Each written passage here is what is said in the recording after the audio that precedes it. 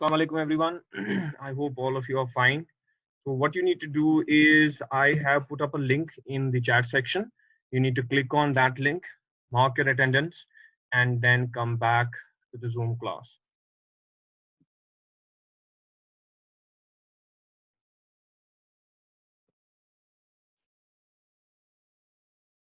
And we will start inshallah once we are done with our assignment, with our attendance.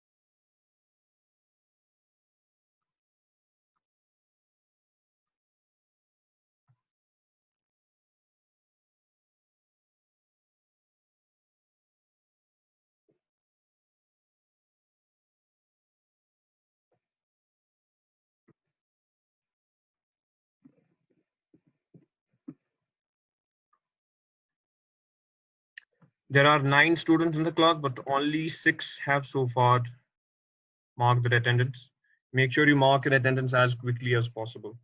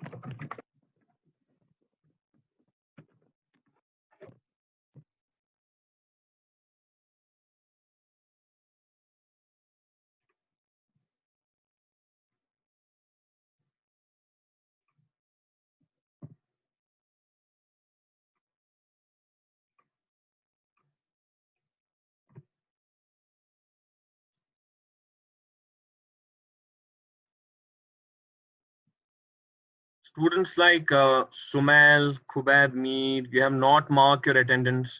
You are not supposed to mark your attendance in the chat section. The link that I have provided in the chat section, you need to use that and mark your attendance as quickly as possible. Again, there is a link in the chat section. Click on that, mark your attendance, and then come back to the Zoom class because I will be locking the attendance once we reach 9:40.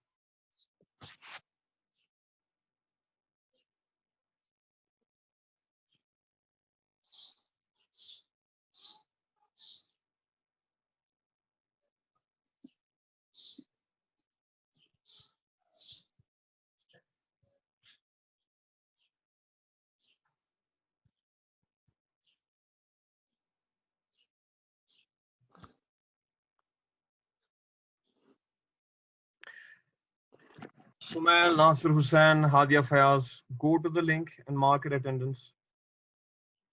I do not see anyone other than the 6 students who marked their attendance at 9:31. I do not see anyone else has marked their attendance. I have provided the link. Use that to mark your attendance.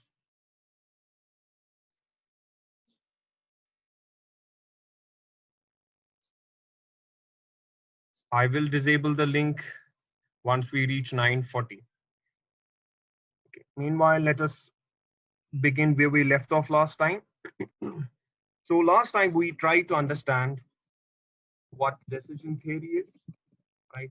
And we also determined as to what are the different kinds of decisions that are identified by decision, which is decision under certainty, in which there is no problem for a manager to decide. Then we have decision under uncertainty, where no information is available with regard to the alternatives or the decisions that a manager can take, as well as the outcomes of those decisions.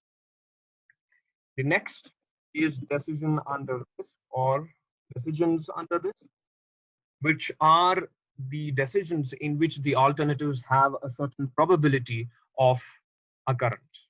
The alternatives don't have the occurrence, but okay, students who have one second, let me do one thing. So many students are not able to see the link. Here is the link, right? Let me post it here as well. So I have posted the link in the chat section.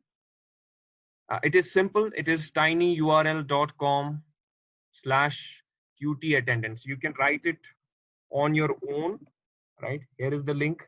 You can type it down. It's simply tinyurl.com/QT attendance, and it will take you to a Google form where you'll be able to mark your attendance. Let me post it back again. Maybe some students have joined late. Use that link to mark your attendance. I'll put it here one second. Let me make it shorter.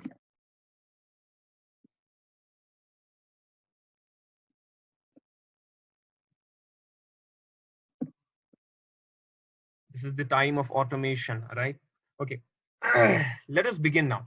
Now, we will not have to deal with decision under uncertainty because there is no problem in making the decisions, because we know what the alternatives are and we also know the outcomes of those alternatives. What we are supposed to deal with are decisions under uncertainty and the decisions under risk. Those decisions where we sometimes do not know what the outcomes will be, or we do not know what the probabilities of those outcomes are, right? Okay, now there are different methods which help us decide how to take the decisions under risk. Let me put this link here first, and then, okay. So when it comes to decisions under uncertainty, as well as the decision risk, so we'll be dealing with only these two kinds, right? There are different decision rules which help managers decide as to how to proceed with evaluating the alternatives and how to proceed with making a decision. These are called the decision rules. With regard to how to make decisions under uncertainty, there are different decision rules. And with regard to the other, you need to make sure that you do not turn on your video, because that will only hamper me uploading the video as well as the audio in a seamless manner. Make sure you disable your video because if you turn on your video, my download speed gets divided and it's 2G. I do have broadband at home, but I don't use that because the upload speed of BSNL broadband is extremely low as compared to 2G, right? Now, when it comes to the decisions under uncertainty, there are different decision rules like Laplace principle, right? There is maximum or minimax principle, right? Make sure you use your notes. I'll just put the link in the chat section for attendance again, and then you'll be able to mark your attendance. One second.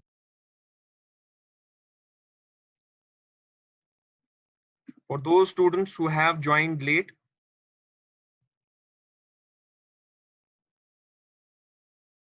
where is the chat? This is the chat. Use the following link to mark your attendance, all right? Okay, let's begin. So we have maximum principle, minimax principle, or maximax, or minimum principle. These are just certain rules, right? Hurwick's principle. Let me just copy and paste this one here so that I'll be able then there is savage, right? Then we have decisions under risk. Then, because in decision under risk, we have probabilities, there are different kinds of rules there, right? These principles here do not deal with the probability. They do not contain the probability. They do not use probability because in uncertainty, we do not have the probabilities of the event. We are uncertain as to what the alternatives are and what their outcomes are. But in decision under risk, we have those decision rules which have probabilities and which can handle the probability calculation. Then we have expectation principle, which is also called EMB. EMB stands for expected monetary value, right? And the opposite to this is expected opportunity loss or expected regret, right? Now, decision rules are simply certain principles which help managers decide as to how to decide when it comes to uncertainty situations and how to decide when it comes to maximum likelihood principle. For example, if we look at this rule right here, right, this is called the maxi-min principle. Simple definition of maxi-min principle is that a person looks at the minimum of profits. For example, there are 5 alternatives, let's say A1, A2, and A3. Or let's say we take only 2 alternatives, A1 and A2. A1 has the capacity of giving us a profit of rupees 5,000 and A2 can give us a profit of rupees 10,000, right? Now, this principle is used by pessimistic people. Pessimistic managers are those managers who are negative and who think that the worst outcome is the only outcome that will happen. So what do? They choose the minimum alternative. So a pessimistic will say that only 5,000 will be the benefit and he will choose the A1 alternative, right? These are just examples, but we have to deal with this principle right here, which is the expectation principle and the expected opportunity loss as per your syllabus. Because in your syllabus, you do not have decision rules. You have payoff table, opportunity loss table, expected monetary value, expected opportunity loss, and expected value of perfect and sample information, right? So we'll be first dealing with the expectation principle, which is also called the expected monetary value. And then the opposite of it is the expected opportunity loss or expected regret. Now, again, we, we will be using the quantitative techniques book by Andy Vora, right? And then we'll be using the examples from it and then the exercises. Now, examples are those numericals from Andy Vora for which the solutions are available there. And you can learn them yourselves. When we solve them here, you can open the book and then learn how the solution was reached in detail, right? And then there are exercises which are numerical questions for which there are no solutions. But first, to understand the concept, we'll be starting with an exercise so that after the lecture, if you look at the book, you'll be able to know how we reached a particular solution. And then after that, when we take the exercises, you'll be able to use your conceptual skills on deriving a particular solution of that exercise, right? Now, let us first go to a numerical question. I'll just post a numerical question right here. Let me just maximize this one first, and then we'll be dealing with. So this question, let me look at the question first, where the page number for the question is 696, right? It is on Andy Vora.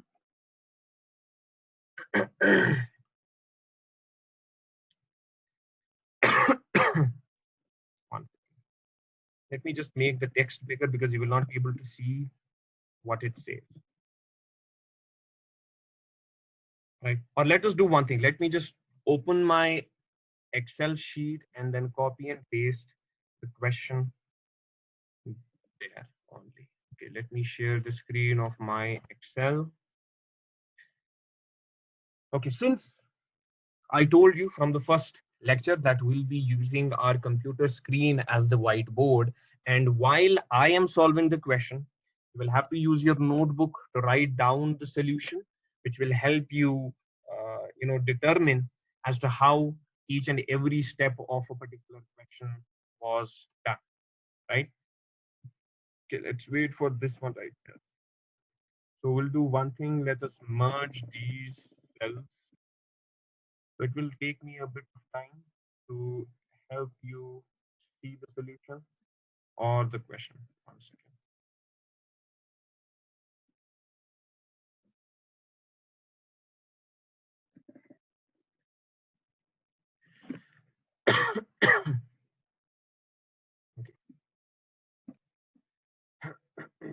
Not fully visible. Again, not fully visible. Yeah, now it is our payoff table. Now we have 2 minutes and 41 seconds, right? I don't want this class to end immediately. What I will do is I will end this class right now and I will restart this class immediately so that we will proceed with solving this question, right? So I'm ending this class and you will have to rejoin it as immediately as possible, right?